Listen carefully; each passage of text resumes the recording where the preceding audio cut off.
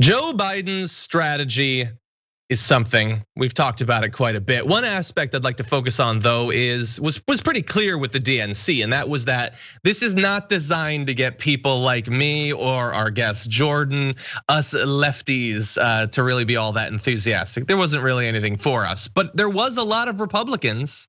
And so it seems fair to say that they think that their path to victory is getting Republicans to vote for them.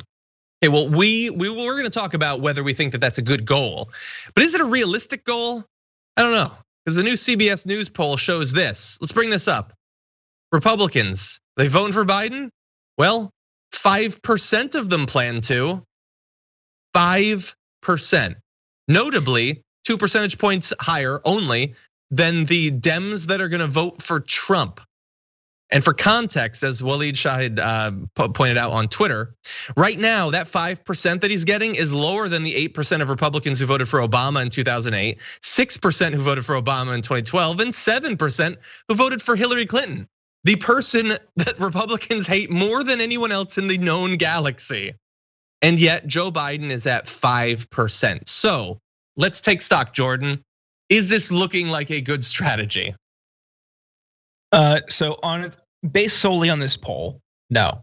I mean, this is a 2% net for Joe Biden. That is pretty insignificant in the grand scheme of things. So granted, this is I assume a national poll, and really it's going to boil down to what's going to happen in states like Michigan, Pennsylvania, Florida, North Carolina, that the key swing states.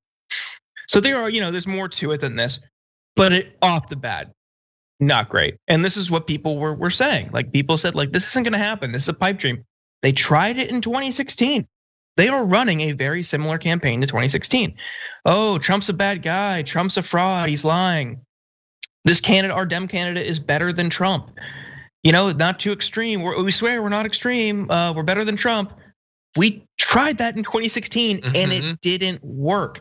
I think there was obviously a large component was racially motivated and like scapegoating racial minorities and immigrants. But there is a contingent, and I would imagine also in this poll, 47% of independents are going Trump.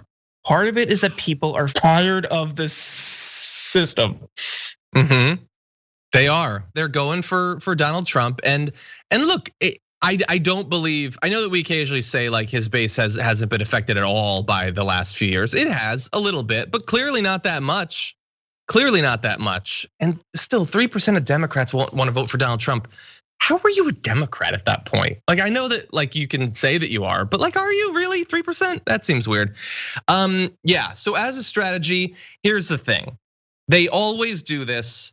They always do this at presidential elections and also in how they choose their candidates too. Senate elections always are predicated on, we gotta get the person who's just slightly to the left of the Republican and run as a Republican and maybe we'll win that way. And the thing is, I've never really agreed with the people who are like the Democrats like to lose or they're paid to lose or anything like that.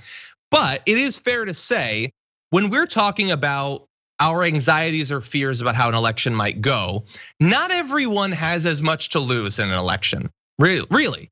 And if Joe Biden follows the Hillary Clinton strategy and loses again, will the Democrats dislike that? I think so. I'm not one of the people who are like, doesn't matter to all of them, but it clearly matters less in terms of their livelihood, chance of dying of a disease, all of that, than for many other Americans. And so is it possible that that's influencing their willingness to go down this same path? To think, well, maybe they can convince themselves, well, Hillary almost won if you took 50,000 votes and divvied it up. So you know what?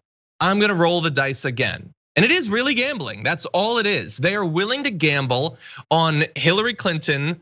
Just in this case, it's Joe Biden, but the same exact strategy, because if they lose, it isn't the worst possible thing for them. They're not dead if they lose. They're not on the streets if they lose. Other people will be. Other people will die and lose their livelihood and all of that, but not the strategists, not the centrist Democratic reps and senators and the head of the DNC and all of that. They'll be fine, honestly. And so, I don't know, like I have so much anxiety, Jordan. Yesterday on the show, we were talking about how It's looking like Trump is going to, no matter what the current state of it is, he's going to approve a vaccine in October. Like people from the FDA are like, no, there's this one that Britain's working on that like he's totally gonna okay, even if it's not ready, even if it's not safe. And I really do think that if he does that, that could swing 5% of the electorate right there in a couple of days, just like last time in the run up to the election. Yeah, I mean, it's really gonna be a battle on the margins, and it shouldn't be. I think that's. I apologize for that slip, but I'm very angry lately. I'm infuriated. This is, how do you fail to meet this moment? Half the country's out of work, a third of the country cannot pay their housing bills, and millions of people have lost their health insurance because through the insistence of both Republicans and Democrats, they want to tether it to employment.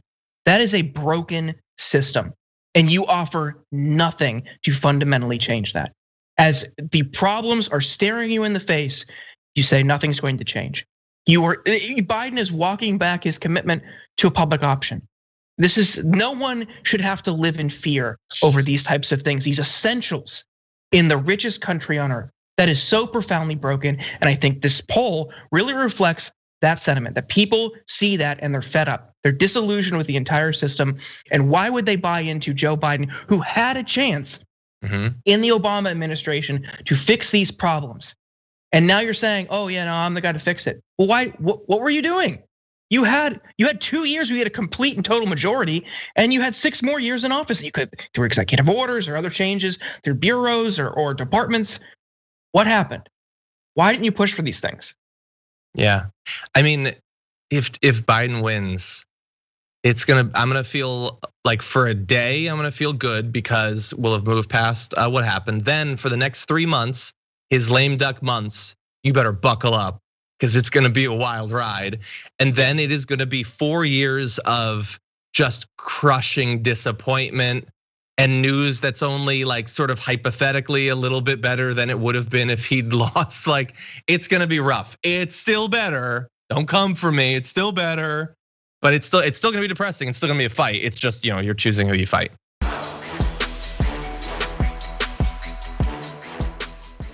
Check out the Damage Report podcast each day, wherever you get your podcasts, whether Pocket Casts or Stitcher or iTunes. You can join me as I give you the news and stories you want, with a range of co-hosts and interview guests jumping in on the fun each day. Again, that's the Damage Report, wherever you get your podcasts. And if you get them at iTunes, don't forget to rate and review. Sometimes I'll read them live on the show.